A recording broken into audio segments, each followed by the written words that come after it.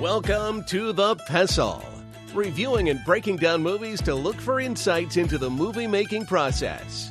Hosted by Telekinesis, the laziest superpower of them all.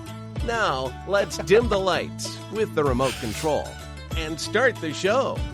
Welcome, everybody, to the Pestle. Today's show is brought to you by The Scary Door. Through that door is candy, filled with other candy, and maybe peanuts that taste like hamburgers. Step inside The Scary Door. Wednesday nights on NBC. Welcome, everybody, to the Pestle. I am Wes. And I am frightened. I'm Todd. And we are filmmakers who like to analyze and discuss films from the standpoint of people, you know, who've done some of this work. Certainly not all kinds, but we do a lot. I mean, in day-to-day stuff, we find ourselves doing a lot of corporate, you know, kind of work, like much of our listeners, I'm sure, many of our listeners, to more English it. But, you know, we do a lot of creative stuff, short films, you know, screenplays, you do a lot of music, more on that to come. And of course, music videos, which is one of the freest, most inventive art forms out there. Like, you would be surprised how many films steal from music videos. Like, really, you know, there's so much more freedom because you can experiment at a very low budget. You know, and if it doesn't work, it almost doesn't matter because, okay, instead of that 10 seconds, maybe let's shoot another different 10 seconds, right?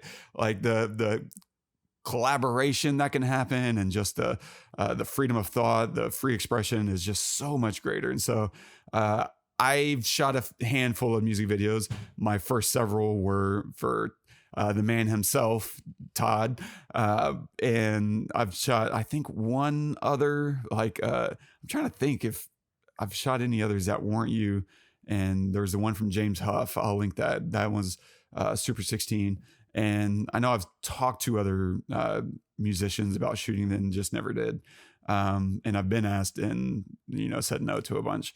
I tend to want to only take music videos that I'm really personally connecting with the content, or have an opportunity to experiment and just have total creative control. That's really my bag, is give me entire creative control and, you know, go away. And very few artists want to do that for obvious reasons, you know. But I'm always scared, to be honest. Music videos are different. I always have nightmares about any project that doesn't go the way I want it to. But there is a special kind of terror that goes with music videos because I'm creating art that represents someone else's art. You know, you're dealing with another artist that their music is really important to them. I don't know. I haven't met any artists who are like, yeah, I don't care about that song. Do whatever. Like, no, if an artist tells you that, it's because they really trust you and they respect you. And so this past yesterday, you know, I shot a music video, and this is my first one in a few years. And I don't know, I think I want to, you know, keep making music videos for all those reasons I was talking about, just creative expression, freedom of control, and no boundaries. You can do anything you want with a music video, and it works because it's a music video. No one expects a perfect plot and dialogue from a music video. It's all whatever you want to do. It's all nonsense to some degree. Yeah, so yesterday, man, I'm sore as hell today. Like, my back is killing me. It feels like I worked out, and yet there will be no gains from that from that experience. Tell me about it. How'd it go? It went pretty well, I think. We've been planning this for roughly, you know, a month. Scott came to me earlier this year. He has a buddy that he grew up with who just recorded an album last year, and Scott was like, man, I want to make a music video for this guy. What do you think? And I wasn't super excited. I didn't know this guy. His name's Matt Bozeman. And I listened to, you know, the song, and I wasn't particularly connecting with it. That's the thing with art. Some things you connect with, some things you don't. It's not a judgment against the art. It's just the way it goes, right? It's all art should be personal. And I just wasn't connecting with the song. It felt a little broad and non-specific to me. And so I was like, I don't know. I listened to his other tracks and I found one that was specific and I really did connect with. And Scott was like, yeah, maybe. I mean, yeah, that's a great song. But maybe I'm just thinking something easy, just a performance, thing where we're in the studio, because he's a manager of Orb Studios, a recording studio here in Austin. They've had like Bieber record there. Lil Wayne was supposed to be there a couple weeks ago. And so they get some pretty good artists, that come through, big names. And so he's like, I want something that, we can shoot in the studio. We have a nice studio. We can show it off a little bit, and it's easy to execute. And then of course, I don't want easy to execute. So I came in. It was like, look, yeah, I mean, we can do that. That's not fun for me. That's not interesting. I don't want to do just that. Like, how can we spice it up a little? And I started thinking about little easy ways to spice it. And I was like, okay, what about a walkthrough? What if the opening shot is us walking through the studio? And I don't know, maybe we could just be from the doorway into the studio, like he's starting a session or something. And so we explored that. And then he was like, what might be cool is the guitar room in the back. And so I was like, oh, okay, so show it to me. Let's see what that looks like. And I forgot to charge my batteries that day. And so we were like scrambling to get one shot of what that walk looks like in slow motion. At first, real time. And I was like, yeah, that's fine, but everything's cooler in slow motion. Let's see what that's like. And it's a fast walk. I mean, it's almost like a Red Hot Chili Peppers Under the Bridge, that final sequence where he's like running, he's sprinting at the camera. It's not quite that, but it felt like it, when you're executing the move.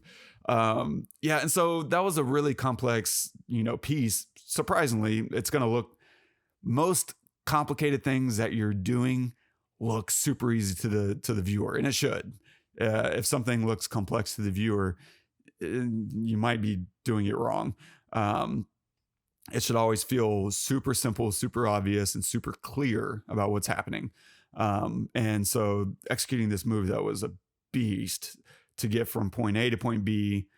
And you're turning corners constantly, going through doorways, and I have to do this going backwards. And so executing that move became a big challenge, and we knew going in that was the hard one.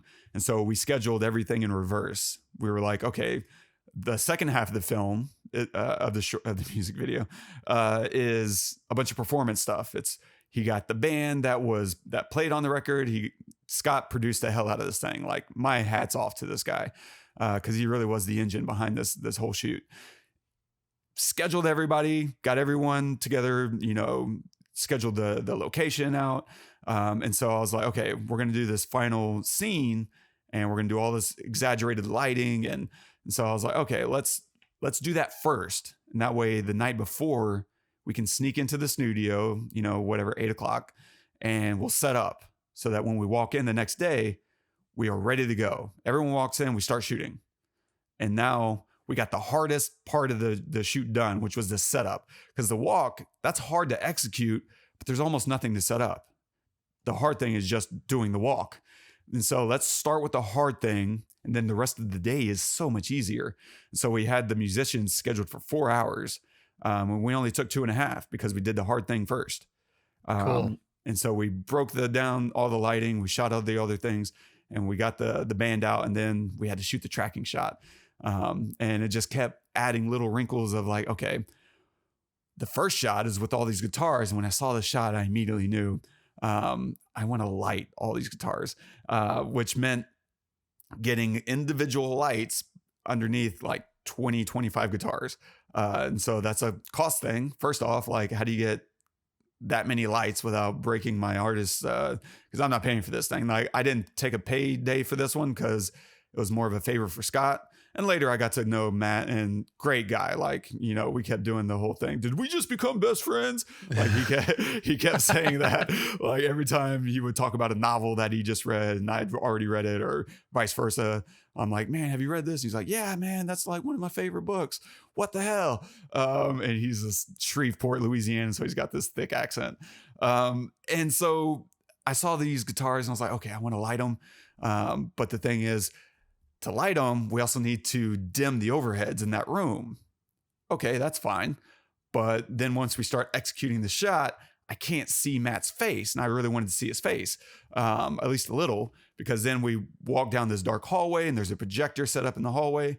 And so I was like, okay, Scott, can you? And Scott was like, you know what? I could dim the lights so that we start the shot where we can see the guitars with this, interesting lighting. And then as the scene starts, I fade the lighting on. And then I was like, okay, we're walking down the hallway. And I was like, I know we're not supposed to see him, but I want to see a little bit of his face. And he was like, okay. And I started thinking about how to rig up a light. He was like, you know what about my iPhone? Is that enough light? And I was like, yeah. Oh man, that's great. But here's the thing. Scott is also my spotter.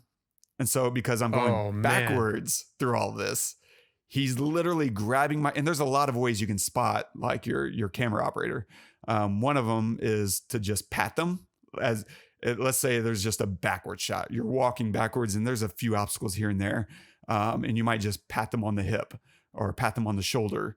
Like I've been a spotter on a couple, films where the guy's walking through a crowd and there's a table coming up and I like tap him on the shoulder. And as a camera operator, his focus is on the composition. And so it's hard to feel and think at the same time. And so sometimes he'll respond, sometimes he doesn't. And as he gets closer and closer to the table, I start getting more emphatic and eventually shove him. Like if I don't, and it's obviously it's not aggressive, like, oh, listen to me. It's like, you're about to ruin your shot. I'm trying to save you. I'm here to save you.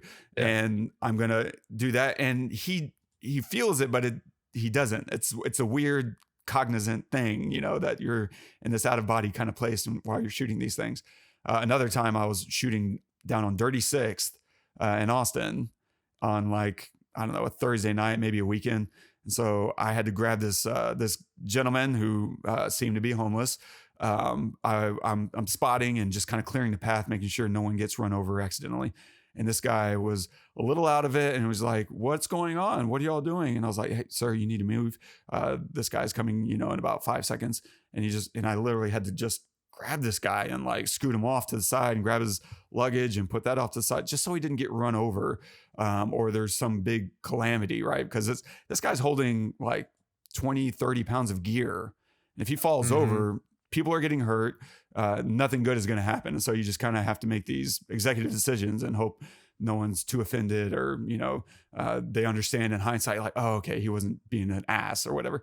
So Scott has his version that made the most sense is to grab my hips, literally, slow dance with me, a spoon, not quite, but I'm just picturing this. Yeah, Nice. that's right. Okay. It's very gentle and loving.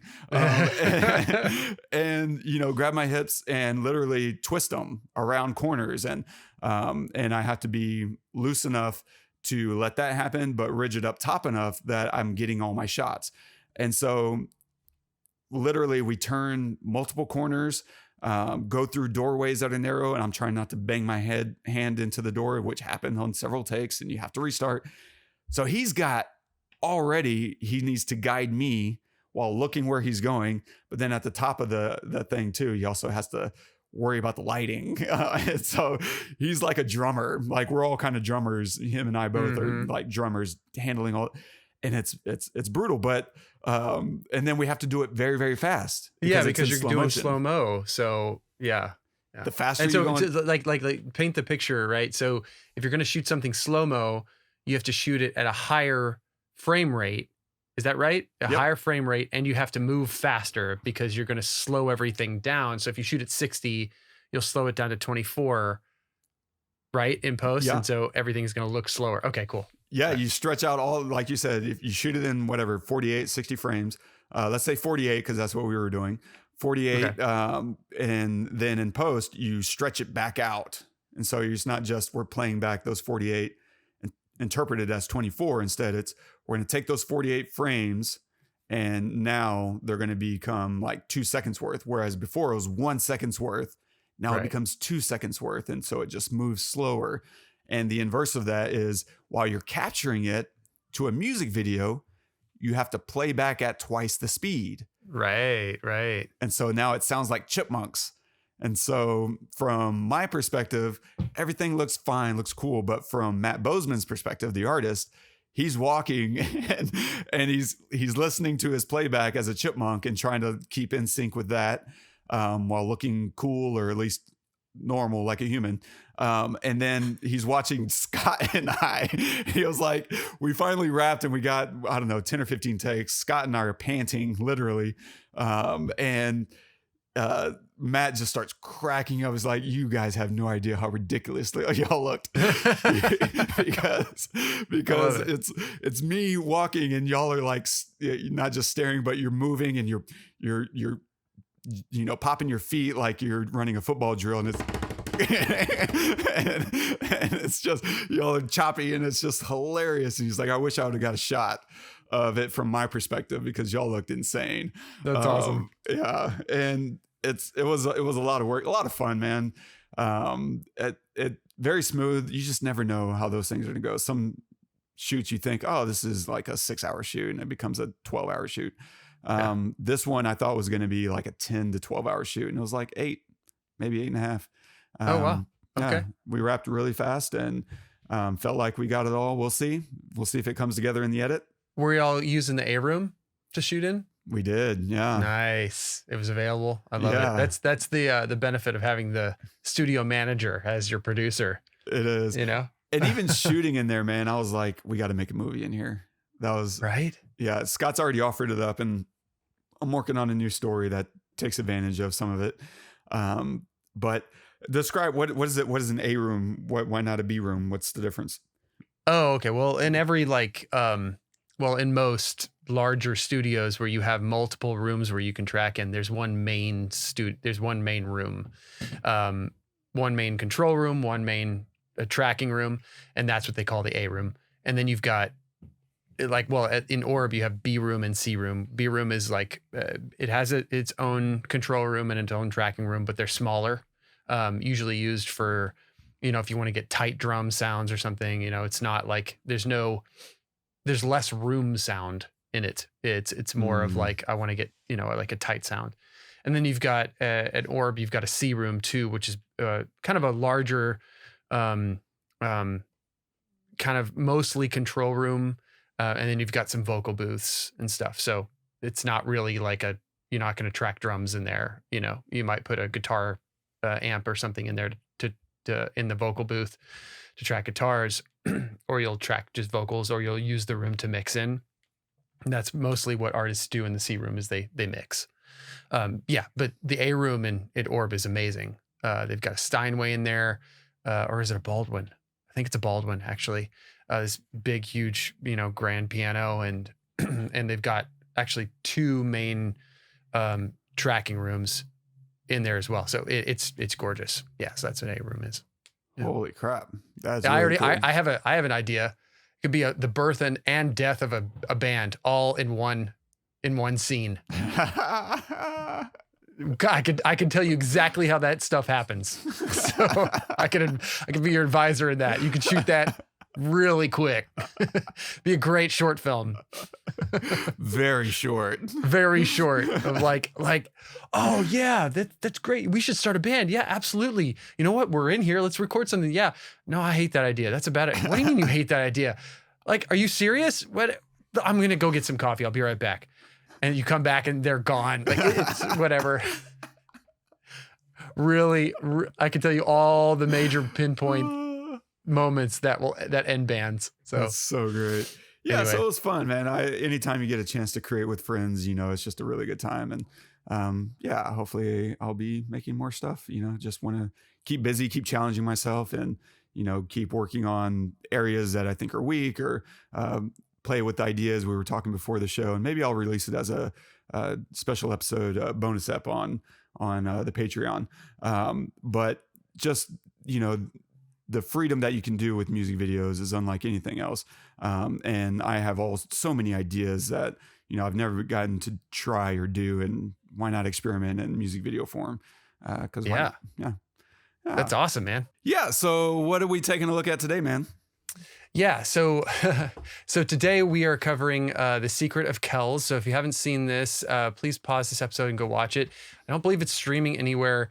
However, you can rent it on Apple Plus and YouTube, Apple TV and stuff. YouTube, Google I think. Play, YouTube, and all that stuff. $2. I mean, it's not much. It's really cheap. Yeah. Nice. Yeah. And we'll take a look at a few things. Definitely want to look at a lot of the story and writing, the dialogue. We'll talk about ASH-lin and Pangur Ban. We'll also look at some of the music and the art style and other such stuff and things and stuff. Yeah. So a quick synopsis of the film. A young boy in a remote medieval outpost under siege from barbarian raids is beckoned to adventure when a celebrated master illuminator arrives with an ancient book brimming with secret wisdom and powers. It's directed by Tomm, screenplay by Fabrice. I'm sorry. Ziolkowski. Sure. Featuring Evan McGuire as Brendan, Christen Mooney as ASH-lin. Sorry. Yeah. Wow. Yeah. Christen Mooney as ASH-lin, Brendan Gleeson as the Abbot, and Mick Lally as Aidan. Yeah, I should have rewrote that synopsis. My bad. That was No. atrocious. Did I mess it up? I messed it up. No, I can read it again. That's a fucking brutal. No, that's just badly written for audio anyway. Nice. 1 second. At this point, I should be better at reading. And that's not a user error. What are you doing in my forest? You've come to spoil it, haven't you? You were probably sent here by your family to get food, weren't you? Well, you can go right back where you came from. If you don't, I'll make the wolves get you. No! I didn't mean to. Look, I'm sorry, all right? I'm not here to get food from my family. I'm here to get things to make ink. I don't have a family, and we have food in Kells, so I wouldn't come here for it anyway. I was just a bit lost. You have no family? No. No, Mother. I'm alone too. If this is your forest, you must know everything about it. Of course. No, wait! Hello? Not so loud. Go away. No, wait, please. Do you know where I can find these? Yeah. But you can't eat those. I don't want to eat them. They're for ink. What is ink? It's for the book. For making pictures. Liquid color. You put it on pages. Well, like leaves. It's hard to explain. I suppose you'd have to see it. I don't know what you're talking about. And I don't want to know. But, Brother Aidan... I will help you find the things you want on one condition. You and your cat must promise to never come into my forest again.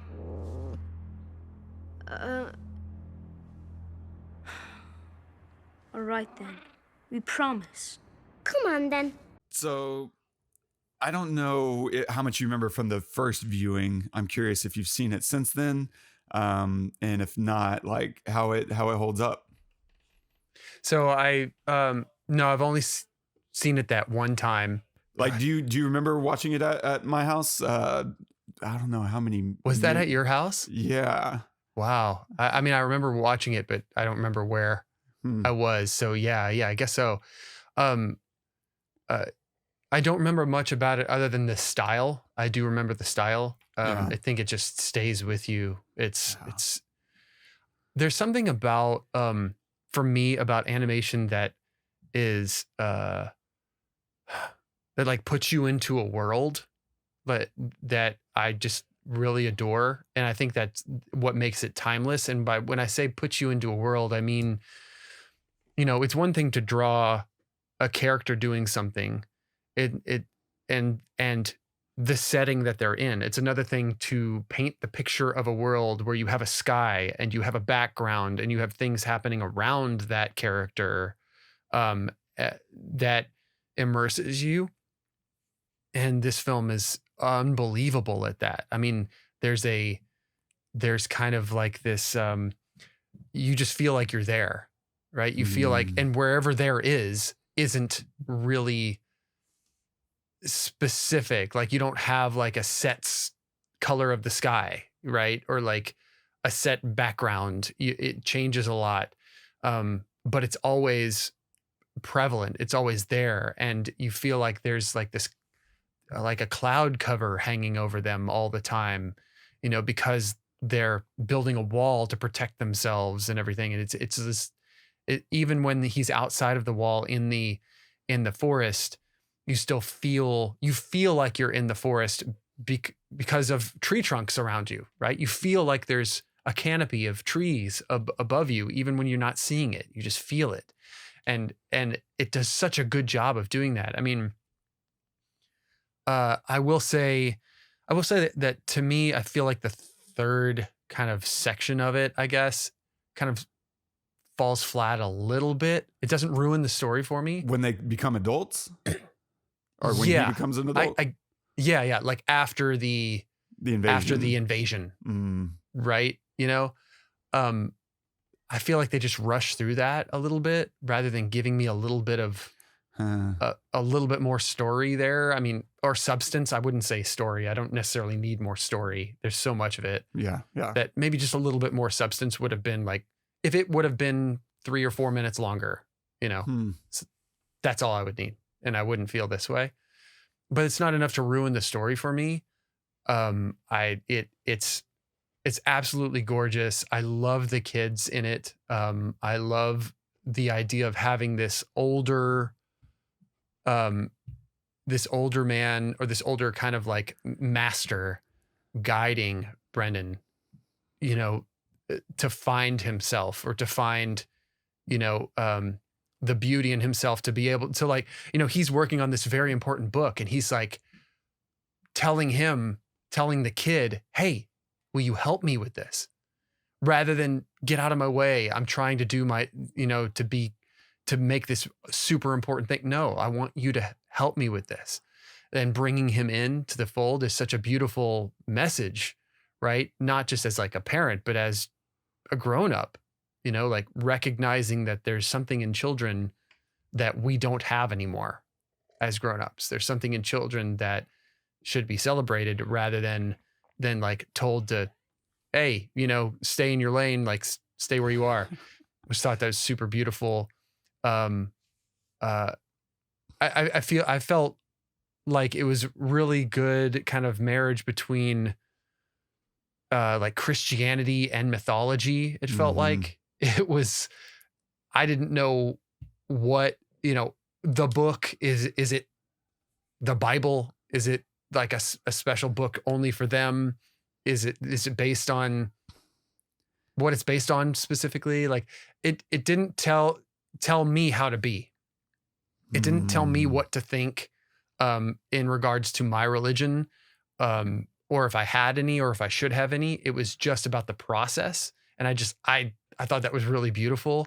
I loved that the length of it, like I said, it would have been nice to have like 3 or 4 more minutes at the end to dedicate towards that. Cause it just kind of ends, right? Yeah. Like I wanted a little bit, I don't know. I kind of wanted a little bit more, but because of the buildup and the journey throughout, it didn't ruin it for me. Like I enjoyed everything leading up to it. And then, but the biggest thing for me out of all of it, the biggest thing was the music.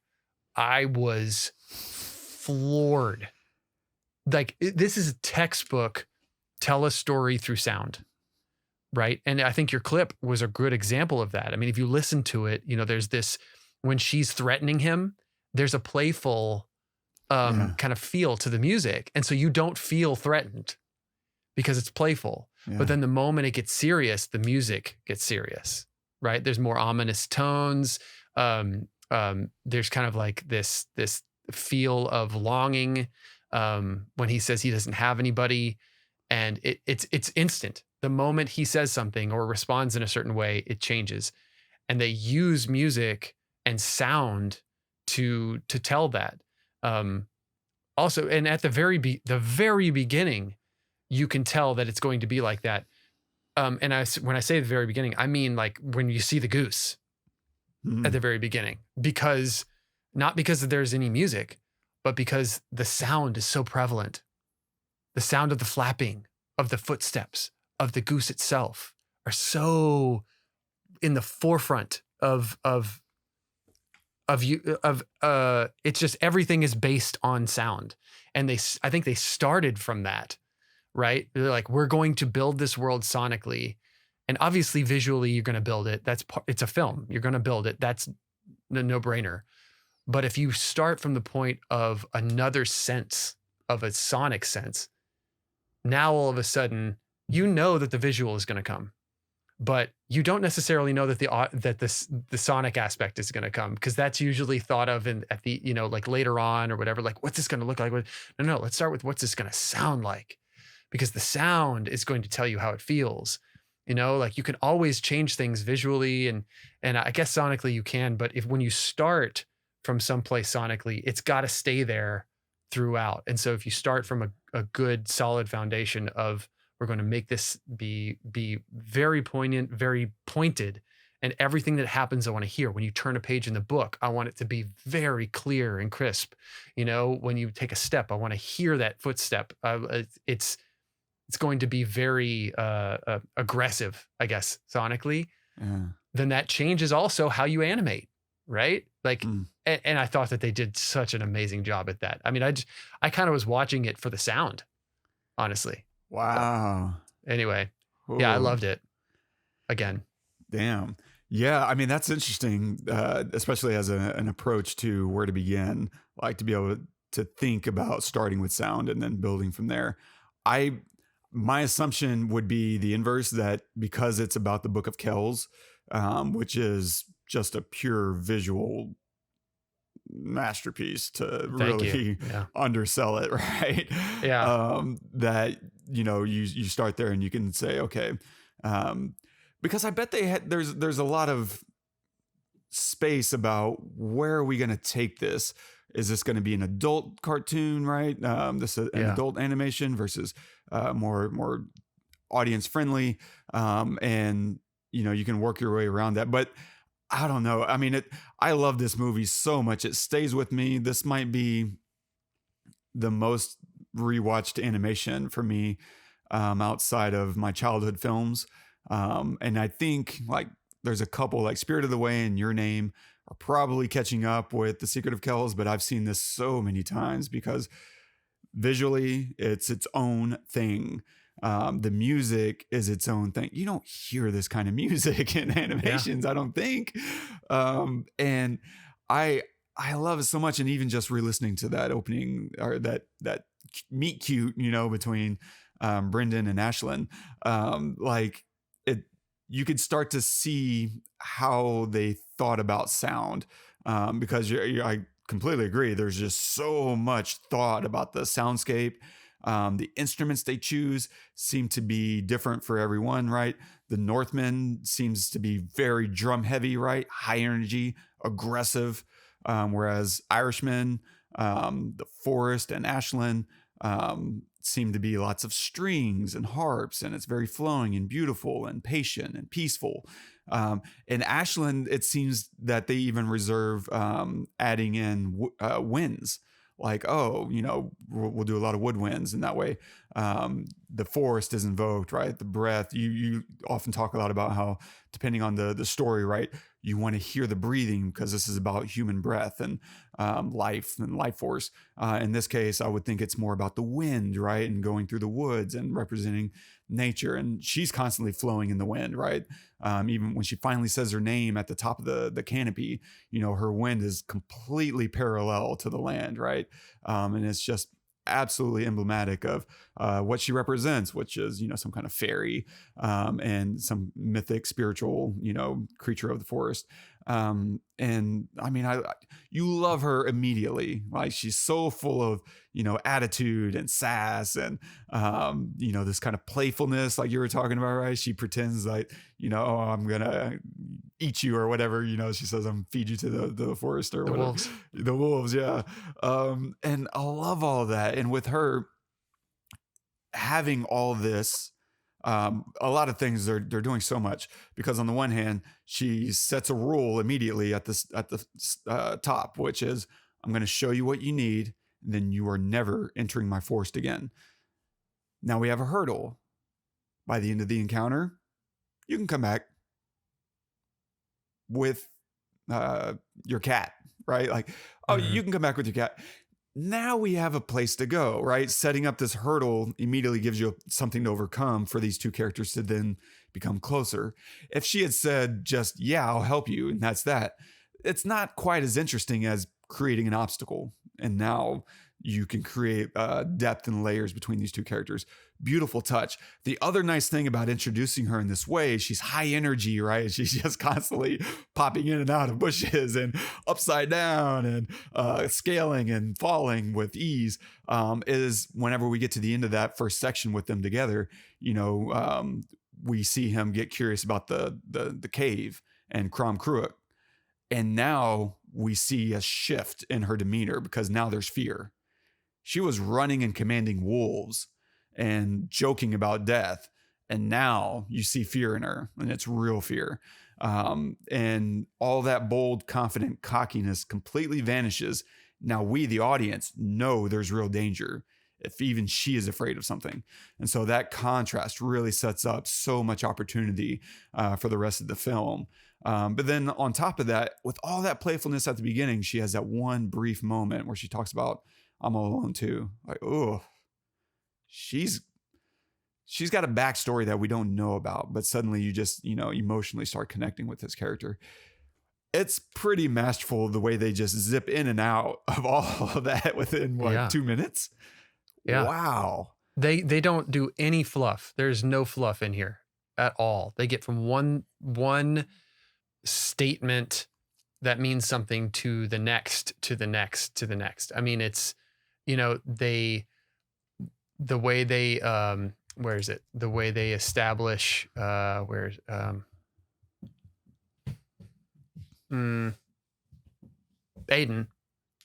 right, is great. He's mentioned as the man, right? And then we see him like pretty much right after, a couple of minutes later.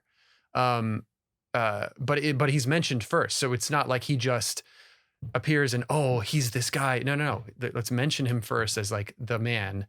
And then Brendan wants to meet him. And then all of a sudden, boom, there he is. There's no fluff about it, right? We establish, everybody's established pretty quickly as who they are. And we recognize that.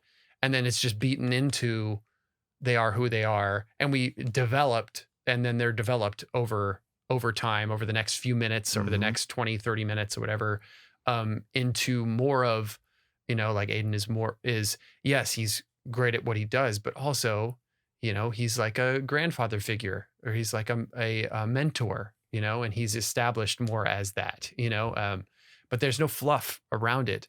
And I think that the style allows for that a lot. We've built our own world here, so we can do whatever we want, and we will do whatever we want, and I think that's one of the benefits to animation. It can be a little bit more aggressive in the speed of the storytelling. Yeah. You know what I mean? Right? Yeah. Like, for one example, I think at some point, towards the end, when they were being invaded, they were rushing into the, maybe it wasn't that. At some point, they were rushing into the tower or to the tower. And then all of a sudden you cut and they were in the tower. Right. So I think if you were shooting that practically, you'd think, what? That's a weird jump. Yeah. Right. But because it's animation, you can do stuff like that where, oh, let's run to the tower. And then they close the door and they're in the tower. Like, maybe it was after the stairs fell when they were trying to get in the tower. And, that's what it was. They were rushing to the tower. The stairs had already fallen. And then it cut to closing the door and they're in the tower. How did they how did they get in there so quickly? Obviously, it's what's the term? Suspension of disbelief, right, is a lot higher with animation. And so you can get away with a lot of that. And they take liberties in order to do that, right? They're not going to belabor a 2-hour film like this, which would have been too much, right? I mean, even an hour and a half might have been a lot. They probably could have gotten away with it somehow, maybe like extending, like I said, the third act, but it didn't. It's a great, what is it, 80 minutes? Not even, like 78, Not even? 79, yeah. 70. Okay, yeah. It's the length is really cut down. It's impressive. Yeah. And to your point, like you don't have to worry about establishing shots and continuity. And I mean, the way, I cannot imagine shooting any movie the way you would shoot, the way this is kind of shot and photographed and drawn out. Like it would just be way too chaotic. But because of the palette, like the colors, you can much easier direct the viewer's eye and orient them so much faster by cheating and through a number of other tools and assets that I probably have no idea about. But yeah, it's super clever in that way. And my last note about ASH-lin is, we go through this whole initial meet and greet with Brendan, and Brendan gets back and they make the ink. And what's the first thing that he draws? Flowers from the forest. And they're terrible, right? They're these childish little flowers. But it's a very light touch of what he's still thinking about, which is ASH-lin. That's where his mind is, and what he experienced outside the walls. Because that was also his first time leaving, this place. And so it's so much happening around her and her character and what she represents. And, not just for, Celtic and Irish, mythology and history, but also what she represents to Brendan himself as a character who's introducing him to the world, and how there's more out there. Yeah. Great freaking character. The other character I really love, actually, and this might be unexpected, is Pangur Ban. Really? Yeah, I love Pangur Ban. And he's a great character because he's just this excellent little expositional tool for the writers. And that's part of the expedience that, you were talking about, which is we get to hear what people are thinking and feeling through Pangur Ban, because people like talking to the cat. And that's just a way to tell the audience what these characters are thinking or intending or feeling. The cat doesn't speak, but it does react. It tells us how it feels about things through just simple visual communication, right? So we can see, does it trust someone? And at first it doesn't trust Brendan, right? He's on the book. And then he's like, yeah, okay, I get a good vibe from you, right? Is it scared, right? In the forest, it splits. It gets it's a bad whiff of the wolves, and it's just, I'm out. And that, how is it reacting to what's being said, right? Because he comes back whenever he's getting ready to climb the tree with ASH-lin. And she asks, you have climbed a tree before? And he's like, yes, of course. It's easy. And then we cut to a shot of Pangur Ban, and he gives this doubtful side eye, like, who are you talking to? Like, what? Bro, you ain't done that. And it's just great little visual communications. But Pangur Ban is a great tool because his actions further informs the audience either to cue up tension, which is usually what it is, or just, what to expect, or if something is off. It's just a great contrast to whatever's happening on screen. And so whenever it leaves, it adds another layer of tension for the wolves, for instance. And it's one of those extra things. You talked about the music, but Pangur Ban is also another way that they're communicating to the audience how to feel about something. That's a great point. So smart. It's really, really smart, especially when you're trying to keep the runtime down and communicate so freaking much. Just an animal. People talk to animals, and so it doesn't feel expositional. Yeah. And because it's animation, you can really, you can have the cat like raise an eyebrow or something, or kind of like, tilt a head in a certain way that makes you understand what it's communicating a little bit more. Absolutely. Because I would say there's a lot of films that try this technique in live action, and like 70-80% of the time, I'm just kind of rolling my eyes like, we're not having that long of conversations and getting that much out of our animals. Now, I know a lot of people do, but in a movie that my suspension of disbelief stops.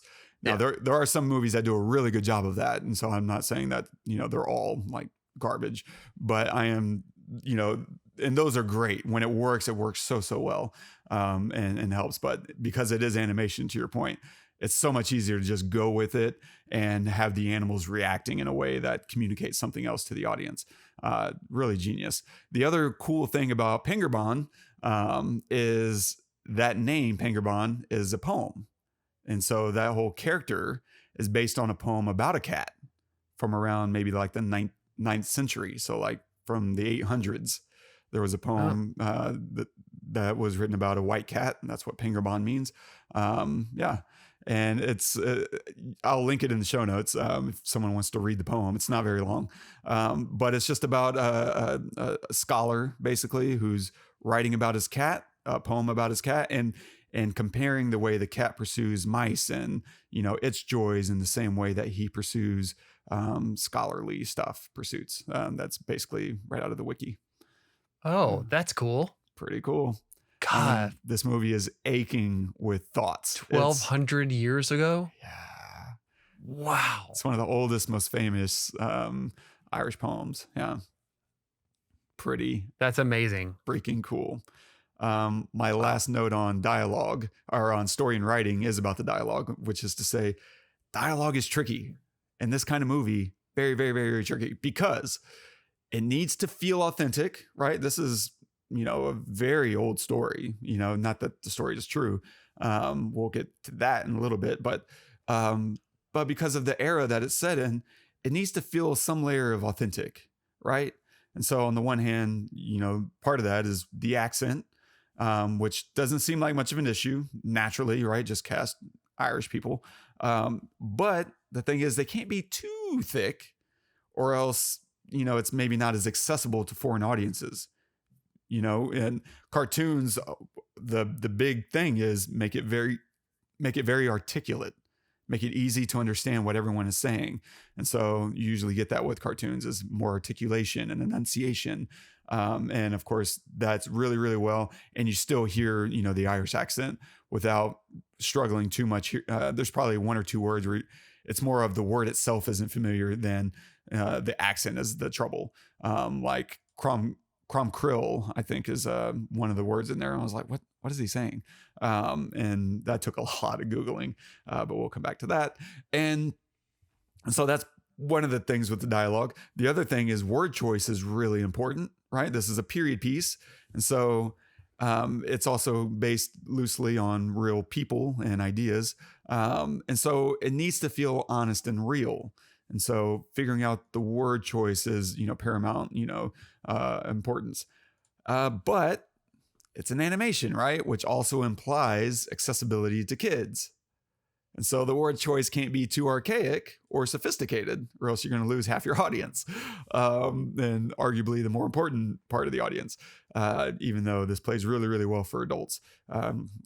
Another thing we'll come back to. And so the result of all that dialogue, finessing, is simple dialogue. It's very blunt. It's not super flowery or long-winded, right? And there's no slang or contemporary references. Instead, it's very direct and using very fundamental word choices and just kind of relying on the context and, accent and the confrontational elements to build out the rest of the world as far as dialogue goes. Yeah, really, really well executed and thought out, I think. Totally. I like everything. Nothing is said that isn't necessary to move the story or along, or to at least establish a thought or an expectation. Like it does a really good job of that. And I think that a lot of times screenplays can learn from something like this. You don't need, like, I don't necessarily think that every single screenplay needs to have no exposition or to have a purpose for every single word that's said. Like, sometimes it's good to get lost, or to real life. A lot of things are said that don't mean anything, or that don't have a purpose to move a narrative forward. Right. That's okay. But there are a lot of times where things get long-winded that don't need to be, or a scene can be cut because it's, you know, maybe the screenwriter thinks that it's necessary, but really, is it really? You know, probably not. And so I think maybe taking a page from a story like this, where every single thing is every single thing that's said has a purpose, can kind of realign your brain to think, do I really need that? You know, or do I just have that line in there, or this scene in there because I like it? Well, that's okay. And that's also okay too. As a screenwriter and as a filmmaker, if there's just something you like, you just do it. That's fine. But also, is it serving the story? You know, you got to kind of like ask yourself that. And you're right. This does a great job of everything serving story. I mean, a good example of that is pretty much anything that Abbot says is so like narratively driven, and pushes this. Anytime you see him on screen, you're like, okay, what's he going to say? Because that's going to push this thing forward. And it always does. It always does. It gives a lot of context to scenes as well. Like when he's in the tower, also like pretty much, you know, you need a little context of why are we in this tower, and what is, you know, you see all these things on the wall. It's like, and it does a really good job of establishing, anything he says, establishing why we're there and what's going to happen next, or what he's afraid of happening. You know, like, why are we building this wall? You know, things like that. So love it. As far as art goes, like they do they're doing so much. A lot of different styles, right? The first most obvious thing is the normal kind of flat styling that they do. It seems obviously inspired by the Book of Kells. And I was scanning the wiki, looking up something, trying to find Crom Krill and some of these other things. But saw the director also said that it's also meant to invoke like stained church glass. And so it has this kind of feel. And I was like, oh, I can see that. It's really cool idea. Not a ton of depth of field, right? That goes to the flat styling, which is, you know, if you look at pages from the Book of Kells, right, there's no depth, right? It's very specific in its styling. But there are some moments where they do these little rack focuses at the beginning of the film, and then at least one other time whenever she spots the spider on the web, and they do a rack from the spider to her and the cat. And so a lot of false perspective is what the director called it, again, in that same little glance. He called it, you know, false perspective, where it's just about framing things and, you know, doing the simple things instead of trying to create depth through shadow per se. You're doing it through sizing things within the frame itself. It's so beautiful.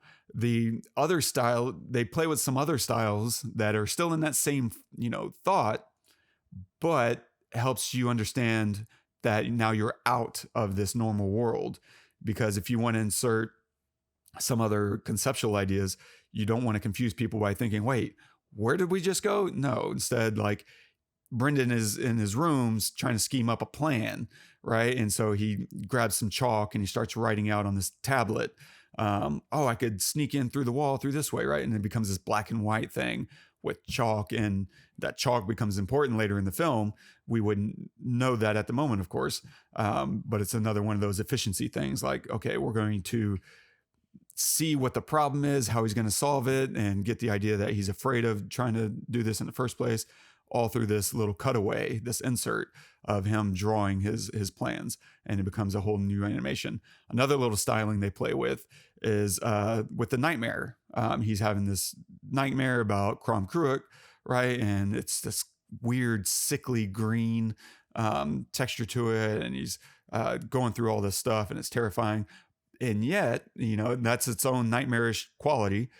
And yet, whenever he actually goes into the cave, the Dark One's cave, and fights Crom Krill, it's very similar. It's not exactly, they still have a stylistic difference, but a lot of the colors he experiences are similar, have this kind of sickly, you know, tinge to it when he goes into the cave. And so it's almost like, again, he's entering now physically his nightmare, and he has to face it. And so they're just a really great, you know, cohesiveness that they're doing in this film. even though they're exploring, to me, a whole new style, or at least one that I wouldn't relate to anything obvious. Yeah. And to me, this whole thing feels like peak art to me. Like, this is the best of what art can do. Powerful story, beautifully told. And it's unconcerned about fitting in with trends, right? It didn't go the Disney route. It didn't say, oh, how can we sell the best? Instead, it said, what makes the most sense for this story, right? And so it focused on its own style rooted in the story itself. And that's where they got all the inspiration and all the styling. It became its own thing. And it, did pretty well in award season. And it builds on history and historical mythology, which invites exploration and therefore keeps its history alive, right? Who is ASH-lin? What does she represent? What is Crom Cruach? What's that little stone clearing where Brendan meets ASH-lin? Who is, Colm Kill, et cetera, et cetera. And, what's the Book of Kells? Like, I went to Ireland a few years ago on a shoot, and we spent an extra week there. And I was in Dublin for a few days, and I wanted to go see the Book of Kells. I only knew about it because of, this movie. I'm sure I'd heard reference to it here and there, but didn't really get it, until watching this movie. And I just became really curious, like, what is exactly the Book of Kells?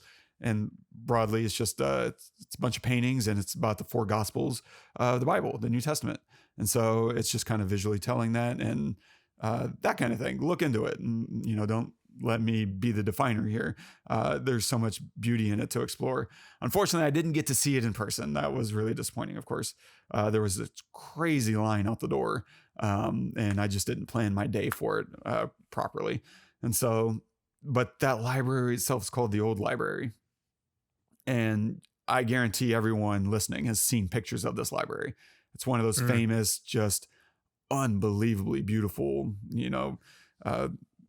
artifacts almost. It just feels too picturesque to even exist. And it's so gorgeous. It's at Trinity University in Dublin. And next time I'm in Dublin, which I do plan to go back, Ireland was the first place I ever wanted to visit, like, in my life. I was like 14 or 15. There was some kind of trip going into Ireland. I was like, man, I would love to see Ireland. I told my mom, I was like, hey mom, I want to go to this. I want to go to Ireland. And she was like, yeah, how much does that cost? I was like, $1,500. She was like, yeah, good luck. Let me know how that goes. And I was like, oh, okay. Heart shattered, but I eventually got to go. So, worth it. Favorite place ever. And so, making a movie like this invites you exploring the history of so many things, whether it's the Christian, Irish relationship, or it's, pre-Christian, which is Crom Cruach is, pre-Christian. It's one of their older spiritual mythology characters. And there seems to be a lot with Crom Cruach. But it does all of that, explores all of that and creates its own story in order to do so, right? So it's adding something new instead of just repeating something else. Mm-hmm. And so you get a chance to, especially if you're familiar with all those things, to experience all those stories again in a completely new way, or be introduced to it for the first time, like I was. And so there's lots, and then on top of that, oh my God, there's so many layers to think about in this story, right? Connecting with nature, survival versus art, and maybe how they're more connected together, right? Survival and art, more connected than we appreciate. Story about doing what we're told versus doing what we love. Obedience versus passion, right? And the one that I didn't even think about is, mentorship. What's it mean to mentor someone, and the responsibility there versus being the mentor? What's it mean to, be under someone's wing? Like, there's so many thoughts and layers that are, all throughout the story. And on top of that, it's suitable for everyone. Right? This really doesn't annoy outright or eliminate any demographic. It's accessible to pretty much everyone. I don't know how you feel. I would think this is, if your kid can watch Moana, I would think she can watch, or he could watch, Secret of Kells. to me, I mean, that's more of a parent call, of course. And Yeah. it does all of that efficiently in less than 80 minutes. Like, I don't know how much better you could make an art film. I do agree with you. Like, that extra 3 to 5 minutes at the end would probably be really well served about just his journey filling up the rest of the book. And and maybe hearing more about the history of, who started this and why, or whatever. I'm sure there's something else to add there. I'm glad that if they didn't think they could do it right, that they didn't do it. But I would have hoped, to your point, that, that there would be like they feel, I mean, after getting through this movie, they feel pretty infallible to me. Like, you can do whatever you want. I'm pretty sure they could figure a way. I mean, they figured out every other thing that we wouldn't have thought about. Like, they're very good storytellers. And even at the end in that third act section where Brennan and Aidan like walk off, I love, it's so brilliant how they 3-panel the screen. Yeah. And as they're walking through each panel, they get a little older. Yeah. He gets a little bit bigger, and it's just so brilliant. It's such a wonderful, you can call it a montage if you want. I guess it is, it qualifies, but it's just like a wonderful artistic decision. Instead of, they could have done it in a filmic kind of way, but they made it artistic with the 3 panels, and each of them are designed right, almost like pillars. It's really beautiful. And then the house gets built, right? I didn't need to be in the house. I didn't need to like have that, but I needed to have just a little bit more substance of what had happened throughout that time, or his journey back maybe to Kells, or maybe a little bit more in the room, I guess, with the Abbot, and it's just a little bit more, maybe it's a little bit more of all of that, even if it's just 30 seconds to a minute, and then all of a sudden you've got 4 or 5 more minutes, but it's more establishing, I guess. I don't know, or I'm completely wrong and it's perfect as is. I'm not sure, but agreed. I think the best thing you can possibly do in any movie is leaving the viewer wanting more. Yeah, that's what I mean. Like, maybe I'm wrong, I love it so much. I think there's one moment that if you're not won over yet, you reach a certain moment and it just knocks you down. And it's this moment right here.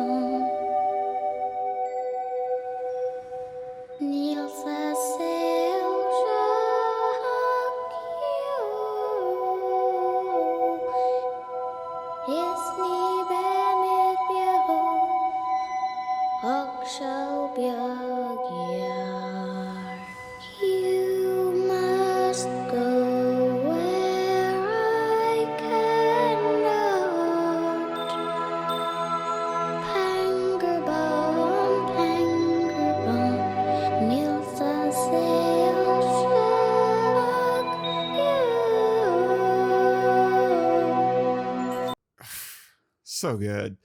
I think it's such a great opportunity to create an obstacle for your character that you're like, okay, how do they get out of this? And it's an opportunity. It's like, okay, we get a chance to demonstrate another layer of ASH-lin's power and her investment in this whole thing. Because at the outset, she's like, stay out. Now she's like, come out. Let me help you. Ooh. And just beautiful music. It feels very cultural, right? I'm assuming that's Gaelic or some kind of older Celtic language. And it just feels like another expansion of mythology and culture, heritage, and just so many opportunities that they didn't want to waste a single minute. The efficiency and beauty of this film is otherworldly. Yeah. Yeah. And such a great clip because they like the lighting. Like, I don't think that you think about lighting when you think about animation, right? Yeah. Because you don't think about a camera, right? Yeah. But it's so amazing in this. I mean, from her sitting in the window with the cat to when what's his name, Brendan gets out, when he like gets out and he's standing in the room looking around, it the darkness in the background, right, as a juxtaposed to the lightness of where he's standing, is with the music just like, oh my God, I am in that room with you right now. It makes me feel like that. And the curiosity, the curiousness that he has of what's happening and mixed with the darkness of the room is so good. It's like, you're right. It's one of my favorite moments of the film. Oh, slayed me. I just remember watching that scene and like you turned around after that scene. You're like, oh my God. That was literally what you said. Like, I said that? Yeah. Oh, well, there you go. Oh, it was just incredible. Yeah. I mean, just masterful work. I really can't speak highly enough of it. If you haven't seen it by this point, obviously, I would recommend you do so. I mean, and I feel like it's an easy, I would argue to anybody who, like, when you sit down and you're thinking, oh my gosh, an animation, and it's this kind of animation, it might be slow or whatever. Just keep in mind, it's a very quick watch, right? It goes by very quickly. And scenes aren't belabored. And even if you're like a grown up and you're thinking, I don't want to watch a cartoon, cartoons are different. You can't call this a I mean, I guess you could call it a cartoon, but, like, you call it a piece of art, honestly, because it's not what you think. It's not like you're watching Wile E. Coyote for an hour and 20 minutes. You're watching masterful filmmaking mixed with masterful artistry, mixed with masterful sound. And I would just encourage you to just force yourself to sit down for 30 minutes. Yeah. If it doesn't have you in 30 minutes, then it's not for you. And that's okay if it's not. But if you don't even give it a chance, you're missing out. And I can only imagine how freaking fun it was at the end of the film. They start animating the book itself. And I can only imagine how fun that was for the animators. Because this is the first instinct watching something like this is, oh, I wonder if this was, animated in like After Effects. This is hand drawn. Yes. This is very explicitly and painstakingly created. Like, I remember after watching it and looking it up, I found the forum where someone was making that like argument. Oh, this is easy. You just make this in After Effects. And like one of the animators jumped on actually. And he was like, I worked on this. And no, like, absolutely not. Yeah.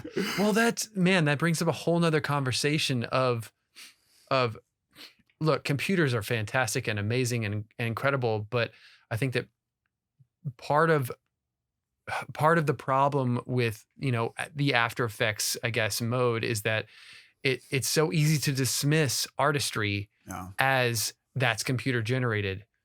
So that whenever something is actually hand drawn, instead of saying, how amazing is that? You say, well, why didn't they just... Right. And I think that a lot of people do that. Like, it would have been so much easier. Like, why didn't they just use it in do this in After Effects? Well, for a lot of reasons, but and we talked about this before this podcast too. We talk about it so much about it being the journey, not the destination. The love of making a film like this, of hand drawing a film like this, comes across. It's the same as putting love into something that you're cooking and it tastes different. You can't put a finger on it. You can't really describe it, but in the end it matters. I've seen some incredible, whatever, After Effects and whatever animation tools you want to call into question, like amazing work. But there is so much more emotion in the pencil because it's coming out of a human being that I just like, as much as I love Arcane, and that's an incredible story. I think it's some of the best, animation I've seen in the last 10 years. It still doesn't hold a candle to the emotion in every single frame of The Secret of Kells. It's just, it's not the same. And that human touch is the very core of what we're talking about, and telling a human story. You just can't beat it. Yeah. Yeah, that's this is the same kind of like argument that I make about, all this AI with music. And I just think, you know what? I'm not worried. Yeah. Like I think that of course there's going to be stuff that's generated that's fantastic and it's going to be amazing and it's going to be, but it's just a tool. It's the same thing as when computers came out and everybody said, oh, computers are going to ruin music, whatever. No, they're going to help a lot more people who can't make music. And that's what it's done. But no computer can put your emotion into something. And it's the same. I think it's the same when it comes to After Effects and CG and everything. It's an amazing tool. But if the people around it aren't heavily involved, and aren't putting their artistry into it, then it's going to fall flat. I mean, one of the reasons why, Jurassic Park is as good as the performances around it, and I think that this says a lot about that. It's all hand drawn, and with every frame you can see that. And I think that also, if you think about, I'm going to hand draw every single frame, that has a huge impact on the amount of effort you put into everything else around it, right? I'm not going to painstakingly draw every single frame for an hour and 20 minutes and then kind of like put the sonic aspect on the back burner. Like, no. I spent hundreds of hours making this. It's going to sound as good as it possibly can, as opposed to, oh, that scene took me, 7 hours to render. Well, and instead of that, well, this scene took me, like 3 weeks to render. I want it to sound great too. And so that probably has a lot to do with all the other aspects you like look at. And the music too, the same thing there. If you're going to spend the time and the effort on one aspect, why cut the corner on any other, and I'll bet that has a lot to do with it too. So well said, man. That's crazy that it's hand drawn. Yeah. What artistry. What freaking artistry. That's pretty much all I got, man. Yeah. I adore this movie. From the first time seeing it until now, it still holds up, and this will be one for the ages, I think. Agreed. Final Agreed. Thoughts? Yeah. I just said my final thoughts. It's fantastic. It's an easy watch. Even if it's not your bag, like animation is not your bag, I think this is a good way into that kind of thing. And then like, if you've never like kind of, been, the Miyazaki route where, this is a good way to start because it's not super heavy. You could watch it with the whole family. Yeah, there's a few violent parts, but you never see it, right? They do a really great job of insinuating, but not seeing. You feel it more than you see it. But it's real, it kind of reminds me a little bit of the Don Bluth films back in the day of like the darkness and how important that is for children to understand that the world is not just, sunshine and rainbows, that there is darkness and that they have to overcome it and they have to find ways to be strong. And that actually strengthens them a lot, knowing where to put their emotions, because kids have a ton. Kids, if you think about kids, their emotions are either 100% or 0 half the time. They can't regulate them. They can't regulate sadness and fear. They're either all scared or at a moment, or they're all sad, and the tiniest thing will destroy them. And so being able to communicate that there are places for these feelings and that you can feel a little sad, but also feel happy at the same time, that's important. I think this film does a great job of doing that. So it's It's great for the whole family. It's an easy, quick watch. And that could lead to some other really wonderful films like one we're going to do next week. Yeah, foreshadow. Yes. Nicely said, man. Damn it. What enough.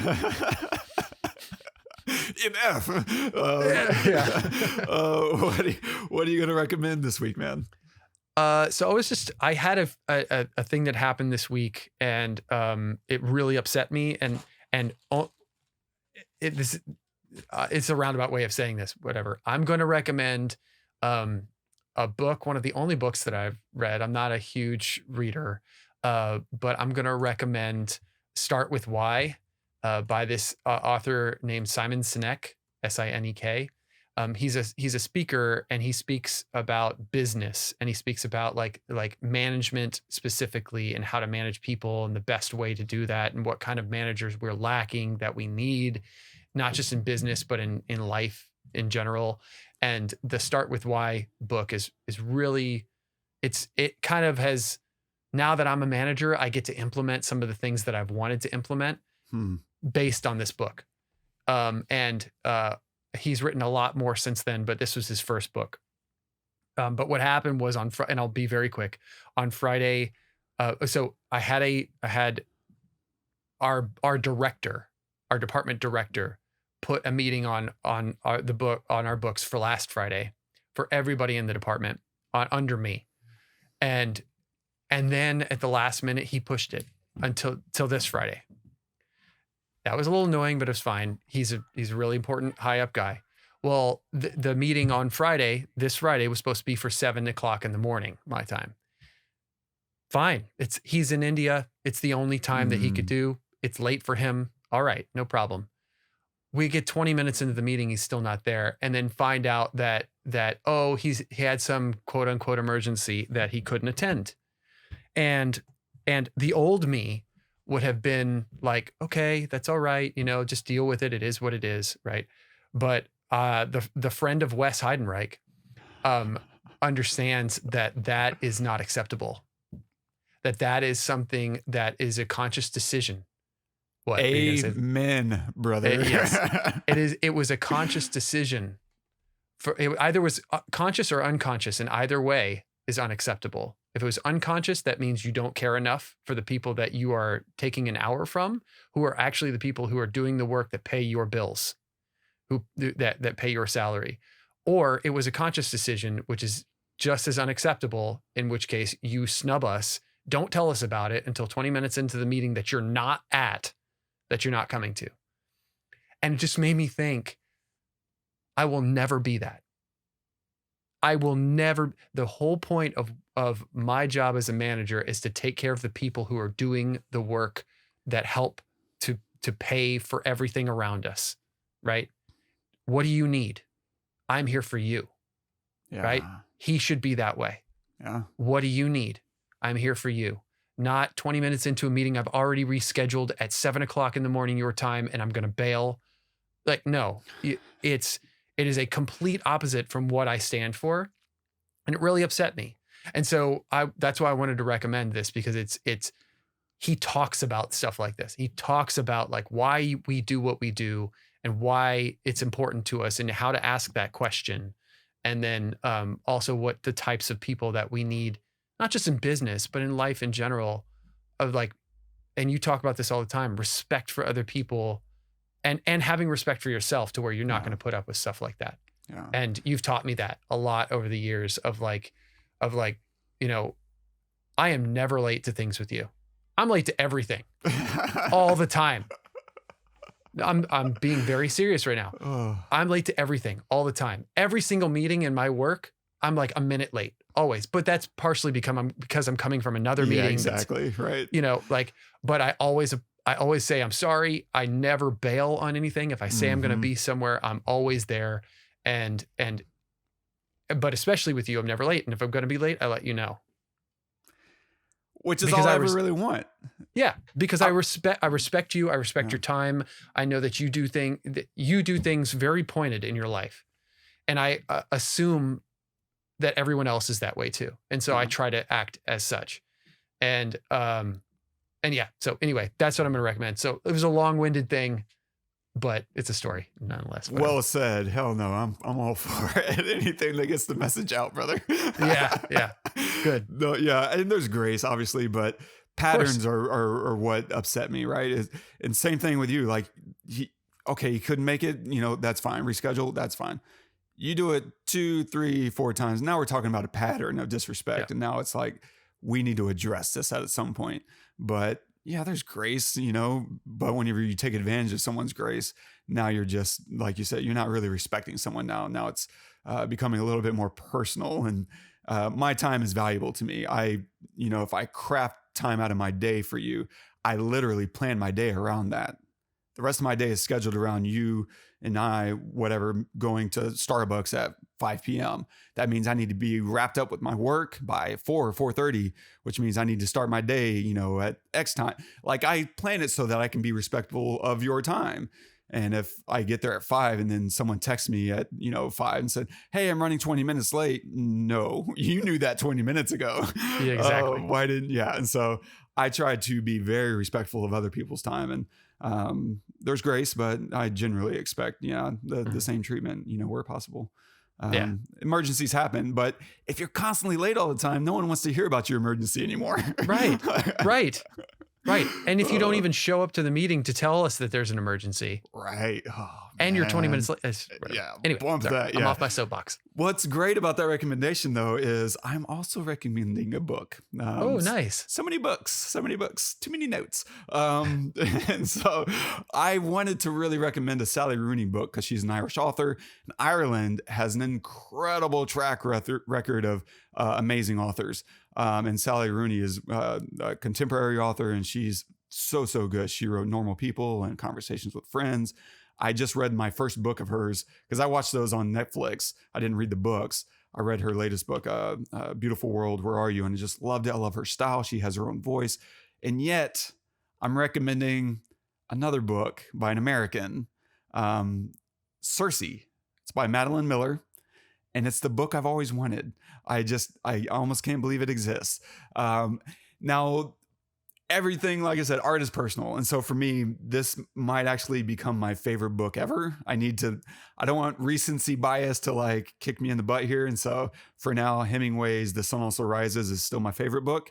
But if after 12 months I still feel this way, it gets officially kicked off, which is Circe is a book about a Titan, a goddess, so to speak. And so it's all about Greek mythology. And I've always wanted a really rich story about Greek mythology. Instead, movies and I don't know if I've ever read a lot of books about, Greek stuff, but films tend to only do them in this either abstract way or very over the top and just kind of silly way, like Wrath of the Titans and the other one. I don't know, it just feels too theatric. It doesn't feel lived in. It doesn't feel authentic and grounded, right? You can't smell the dirt and hear the birds, right? You don't feel the time pass. It just feels like Thunderbolt, and it's almost like a freaking cartoon. And so Circe is a book about Greek mythology told from the perspective of Greek, mythological characters. And this one in particular is Circe. She's a god of Helios, and she's a Titan. She's a daughter of Helios, I meant to say. And so it's just her telling her story, and through her you experience all these other Greek legends, and it's so good. It's something I've always wanted. I've always been fascinated with Greek mythology. It's my favorite. Underneath that would be Egyptian mythology. And I'm a casual lover of Greek mythos. And if you know me at all, you that's obvious. Like, my company is Icarus Burning, right? It's all, and seeing like, I don't know, Mario playing Kid Icarus was really fun to me because that was my first inkling of Icarus. What's that about? And then I start diving into Greek mythology, and I just became not obsessed because I don't know that much about it, but I love it so much. And I've wanted for a long time to write stories around Greek mythology and in ancient Greece, and with just simple dramas without the gods and all those things. And to read this story This is the first book I've ever read that I was like, I would give anything to adapt this. I've never wanted to adapt anyone else's work before. I have a compulsion that I need to write my own work because I don't really understand other people's writing all the time. I struggle with that. And so reading something that I could see in my head it's rare. And I'm like, oh, if they make this, you have to do it in this way or it's just not going to land. It's not going to play. People won't understand the emotions and won't understand all the layers that are happening in this one little moment. You have to do it this way. I was just getting angry at anyone adapting it. Angry at somebody else doing it, even though nobody's done it. I love it. And so after finally finishing the book, I looked it up and someone did HBO Max. This was back in 2019, did get picked up by a couple of writers, and I looked up their work and I was like, oh man, I don't know if they're the right fit. Hopefully, because here's the thing with writers, you don't really always know who has what in them because sometimes you're just writing what you get paid for. And it's not really indicative of the quality of what you have inside you, right? We contain multitudes kind of thing. And so if you were to look at Craig Mazin, you know, his first movie was Rocket Man. I think that's the silly 90s film. Yeah. And if you were to watch that and then watch Hangover 2, which is another one of his scripts, you'd be like, this guy's going to go and make Chernobyl. You'd be like, oh, no way. Yeah. Like those aren't the same people. But no, he's always been that good. You know, he just maybe didn't always have the opportunity. So I'm really hoping if they do adapt it, and right now there's been no announcements and it's been in the, you know, wings for 4 years now. So I'm kind of hoping it lapses and maybe it can go wait another 5 or 6 years, because I would devote 5-7 years of my life into telling this story in an HBO style for, you know, 4 or 5 seasons. And I think it needs 4 or 5 seasons to do it justice. Yeah. Wow. Anyway, Okay. I am gushing. It's not going to be this to everyone. It's a very feminist story. So some guys might be turned off with certain elements of it. But I think it's super honest. It's super emotional. And it's incredibly written. The prose are phenomenal. The character building, the depth, the world building is all just A-list. So Circe by Madeline Miller. Hopefully you find it pretty good. I don't think anyone's going to love it the way I love it, but it's pretty good. And Jenny should read it if she hasn't already. She might have already. She hasn't mentioned it. I'll tell her. Yeah, I think she would flip because I think she likes Greek mythology too. Yeah. That's my impression. Oh, yeah. And so I know she loves the Homer, you know, his writing. And so, I think she would love it. Yeah. Cool. So I think we both gushed about our recos more than usual. Yeah. There's an artist spotlight today. This week we have Seth Allen. I will link his, he's a listener to the show. Actually, we've done a few of his requests. And I'll link his Instagram. He's a painter. I mean, he's a man of many trades. He's an actor, he's a writer, but he's also a painter. And he does a lot with abstract, and it seems like recently he's done a lot with geometric shapes. And I like his work a lot. You should go check it out. There's some really beautiful ideas and works that he's doing. And I'm interested just to see him keep exploring, because it feels like he keeps reinventing his style. And I love painters who do that, who are like, yeah, I've been really obsessed with this thing lately. And so I'm really loving what he's doing. And great job, Seth. Keep doing your thing, man. If you're an artist out there, keep doing your thing. And yeah. Stay tuned for next week. We will be covering, as foreshadowed by Todd, Miyazaki's and, you know, Studio Ghibli, Spirited Away. You know, it's a well-known little anime. So we should do that. Yeah, I'm excited about that.